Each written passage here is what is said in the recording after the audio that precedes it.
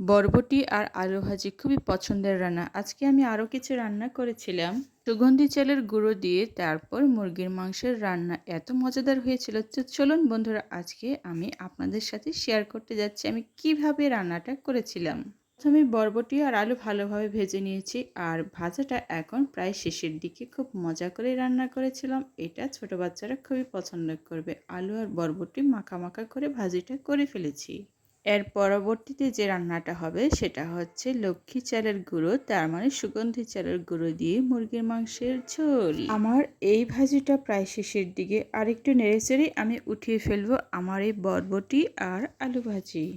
বরবটি আর আলু ভাজি খুবই পছন্দের, আর গরম ভাত দিয়ে তো খুবই ভালো লাগে। আর এই গরম ভাতটা রেডি অবশ্যই করে ফেলেছি। তার সাথে আছে এই তো আমার সবুজ ভাজিটা। মাংসের পাশাপাশি অন্য কিছু সবজি তরকারি থাকলে খুবই ভালো লাগে খেতে। আমি ভাবলাম ডাল আজকে করবই না, ডাল ছাড়া ভাজিটা করে নিয়েছি। আর ভাজি থাকবে আর মাংস, এই দুটোই হবে আজকের আমার রান্না। রান্নার পর্বটা শেষ, আর একটু ভাজা ভাজা করলেই আমার এই তরকারিটা এক্ষুনি শেষ হবে। ভাজিটা তো আমার রেডি হয়ে গেছে।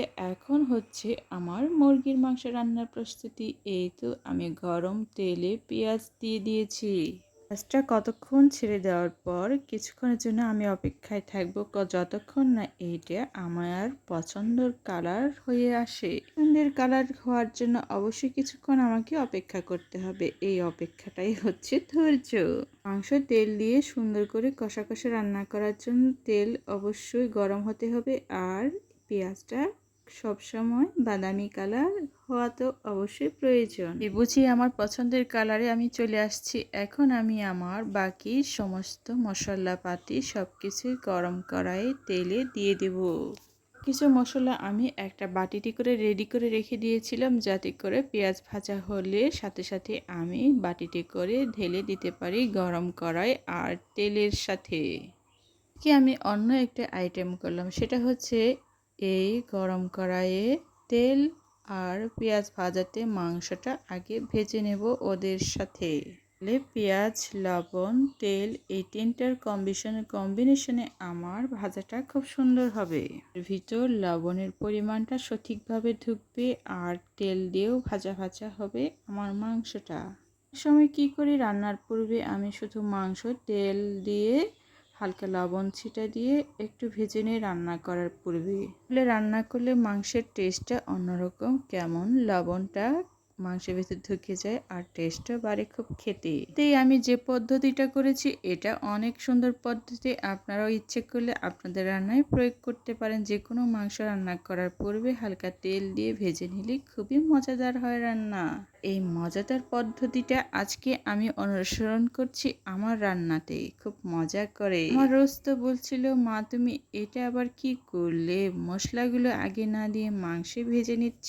আমি তো বললাম, হ্যাঁ মা, এই রান্নার পদ্ধতিটা খুব ভালো, আর এতে মাংসের টেস্টটা দ্বিগুণ বাড়ে। মাংসের টেস্ট বাড়ানোর জন্য এটা একটা অন্যতম পদ্ধতি, খুবই মজাদার পদ্ধতি। এটা অনুসরণ করতে পারেন যে কেউ।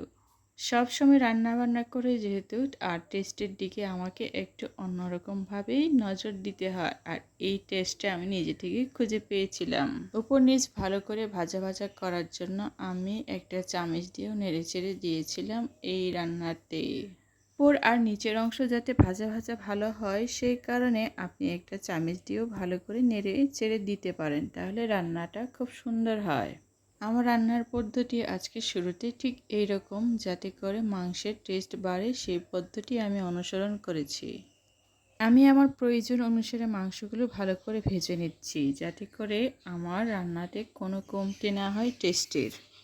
কিছু কিছু সিস্টেম নিজে থেকেও কিছুটা আমি তৈরি করে থাকি, যাতে করে আমার পরিবারের সদস্যরা টেস্টিফুল খাবার খেতে পারে। এই কারণে বাবা, টেস্টিফুল খাওয়ার জন্য এত পরিশ্রম করে সকাল থেকে বিকাল অবধি কতবার যে রান্না করতে হয়, রান্না করতে করতে কখনো ভাবি আজকে রান্না মজা হবে তো।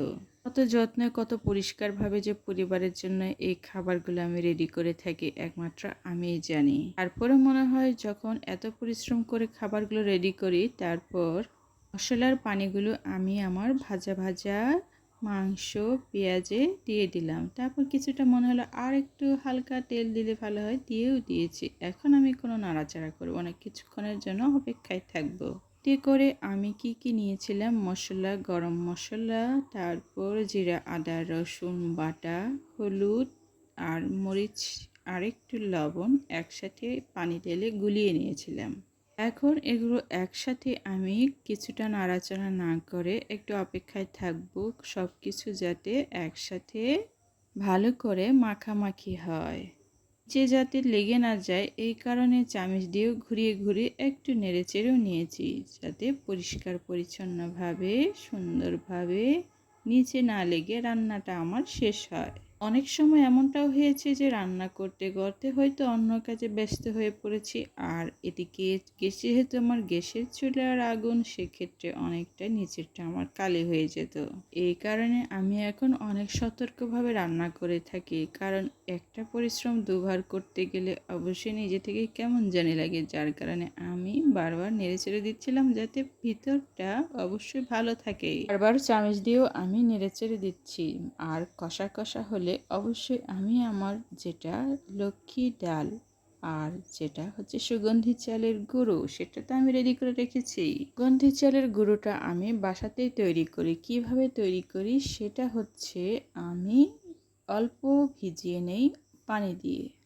অল্প করে পানি দিয়ে অনেকক্ষণ ভিজিয়ে রাখার পর যখন চালটা অনেক নরম হয়ে যায়, তখন শিলপাটায় আস্তে আস্তে অল্প অল্প করে নিয়ে আমি শিলপাটায় ভালো করে বেটে নিই। আর এইভাবে আমি ঘরোয়া পদ্ধতিতে চালের গুঁড়ো তৈরি করি। এই পদ্ধতিতে সামান্য পরিমাণে খাওয়ার জন্য আপনিও আপনার বাসায় চালের গুঁড়ো তৈরি করে নিতে পারেন। গুঁড়োটা আমি বাটিতে করে ঢেলে দিয়েছি, আর এটা এখন মাংসের সাথে খুব সুগন্ধির সাথে রান্না হচ্ছে। রান্নাটা খুব একটা ঝোল থাকবে না, মাখা মাখা ঘন ঝোলের মতো করে থাকবে। এভাবে খেতে কিন্তু অনেক ভালো লাগে, এতটাই ভালো লাগে আপনারও খেতে ইচ্ছে করবে, আমারও খেতে ইচ্ছে করবে। এইভাবে আমি বাচ্চাদের মাঝে মধ্যে রান্না দিয়ে থাকি।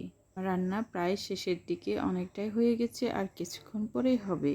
এমন করে রান্না করলে মাংস আর সুগন্ধি চালের গুঁড়োর একসাথে ডবল দ্বিগুণ সুন্দর ঘ্রাণ বের হয়।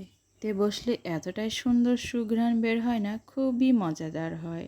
আর বাচ্চারা তো খুব মজা করেই খায়। বাচ্চার বাবাও এমন রান্না খুবই পছন্দ করে, আর ওর পছন্দ মতো রান্না আমি তো সবসময় করে থাকি। ওদের জন্যই তো আমার এত পরিশ্রম, এত সাফল্য। রান্নার কালারটাও সুন্দর।